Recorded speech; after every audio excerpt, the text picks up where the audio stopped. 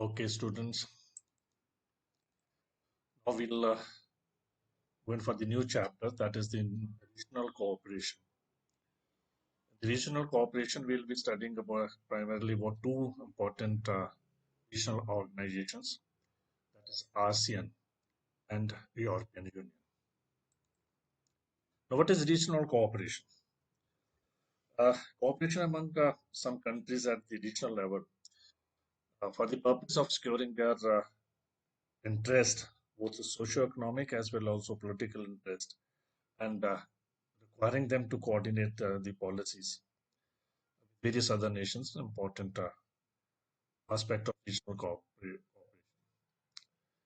Uh, it has also been felt that this feature of the contemporary international relations has become now fully evident from the presence of large number of regional economic and functional organizations.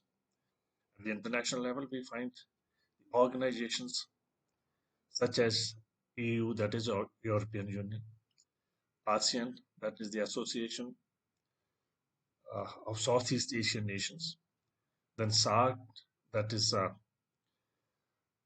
South Asian Association for Regional Cooperation, OAS, that is the Organization of American States, SCO, Shanghai Cooperation Organization, APEC, that is Asia Pacific Economic Cooperation, and BRICS, about which we have studied earlier. What is regional cooperation? Regional cooperation means promotion of a shared interest through regional cooperation among some states. And some states means there should be minimum three states which will constitute a regional organization. And it also forms the basis for the creation of a regional organization. It has to be understood that region may not necessarily be geographically a shared common interest, but it is also lead towards a regional organization in the form that even if they are not geographically contiguous to each other, they can still form the organization. So a regional organization or a regional basis is called regionalism in international relations. Each regional organization functions for securing some common and shared interest of its members by promoting regional cooperation among them. In this context, we got to understand that the concept of organizing states on regional basis, which is called regionalism, is very important. And till the time they come together on a voluntary basis, it cannot function. So voluntarily coming together can be called as a. In this respect, we will first see the Association of Southeast Asian Nations, ASEAN. This primarily it is in the eastern part of Asia. ASEAN is a regional organization of Southeast Asian countries which came into existence on 8th August 1967.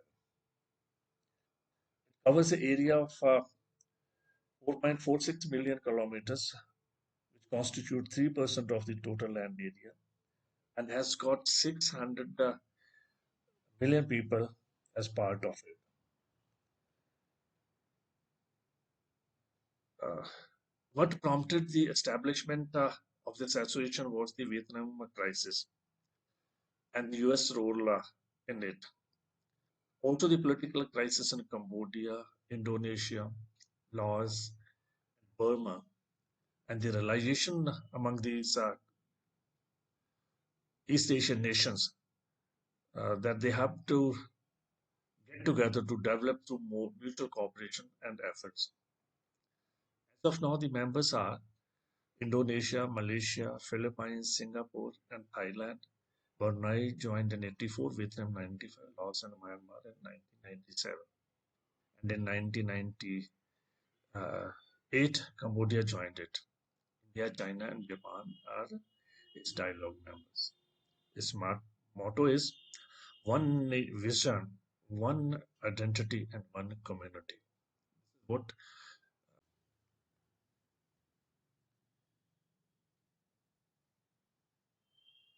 Now we'll see the objectives of the ASEAN.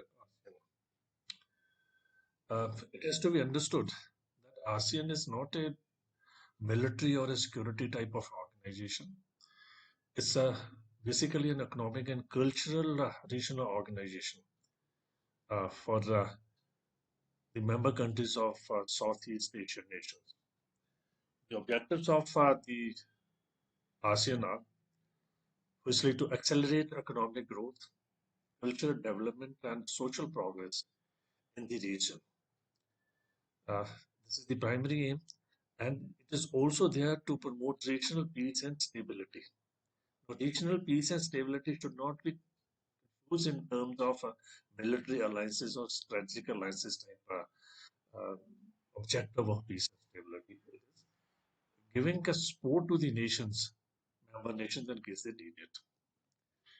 Next is to promote active collaboration and mutual assistance in matters of common interest in various fields. Wherever they have got a mutual interest, which is help each other, they will promote that. Next is to promote mutual cooperation and assistance in providing training and research facilities to the people of these member nations.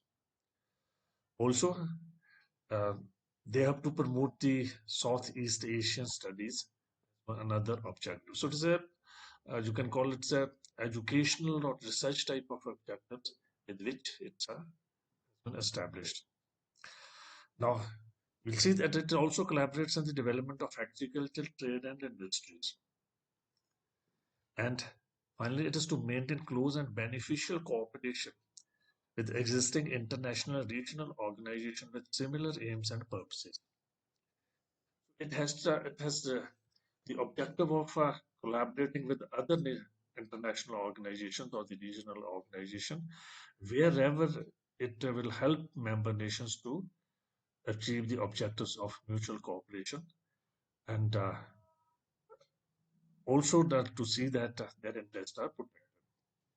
So we can see that the ASEAN is a regional organization which comprises 10 countries of Southeast Asia, and purpose is to facilitate economic, political, security, education, and socio-cultural integration of the member states. Next is the organizational structure of the ASEAN.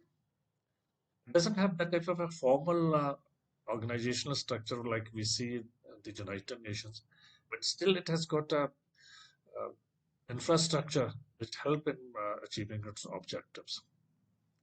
Firstly, it has a ministerial conference, uh, then the standing committee, the secretariat, and also a permanent ad hoc committees. As far as the ministerial conference is concerned, it consists of the foreign minister of all the member states. The foreign minister of all the countries are the members of the ministerial conference. It holds a periodic consultation with regard to various matters of mutual interest. Mutual interest, which is the major objective of this organization. Then there's a standing committee. It meets and then when with this ministerial conference is not meeting and it holds consultation among members. It consists of the foreign minister of the host country. The foreign minister of where the meeting has to take place is the chairman of that committee, and other members from the nations are nominated by them. And its meetings are organized in various countries on rotation basis. In 1976, the secretariat was also added to the organization. Secretariat is something like a main headquarter or the place from where all these uh, organs of the organization work. Its headquarters in Jakarta, and it is there to look after the administrative affairs of the ASEAN. It has also got 9 permanent and ad hoc committees, and each of which handles a specialist work which stands assigned to each of these committees. Specialist work is something in the form of we say WHO, etc., or the NATO or the ASEAN, those are military organizations, or something of those type. This is as far as the objectives and